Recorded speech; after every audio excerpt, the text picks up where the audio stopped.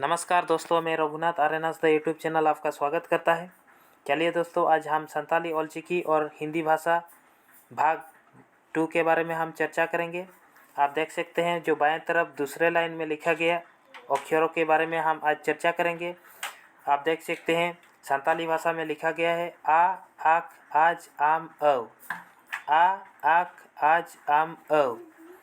जो संताली भाषा में आ लिखा जाता है उसको हिंदी भाषा में भी आ लिखा जाता है। जो संताली भाषा में आक लिखा जाता है उसको हिंदी भाषा में को लिखा जाता है। जो संताली भाषा में आज लिखा जाता है उसको हिंदी भाषा में जो लिखा जाता है। जो संताली भाषा में आम लिखा जाता है उसको हिंदी भाषा में मो लिखा जाता है। जो संताली भाषा में औ लिखा जाता है उसको हिंदी भाषा में ओ लिखा जाता है। सो दोस्तों, फिर एक बार बताना चाहूँगा, जो संताली भाषा में आ लिखा जाता है उसको हिंदी भाषा में आ लिखा जाता है। जो संताली भाषा में आक लिखा जाता है उसको हिंदी भाषा में को लिखा जाता है। जो संताली भाषा में आज लिखा जाता है उसको हिंदी भाषा में जो लिखा जाता है।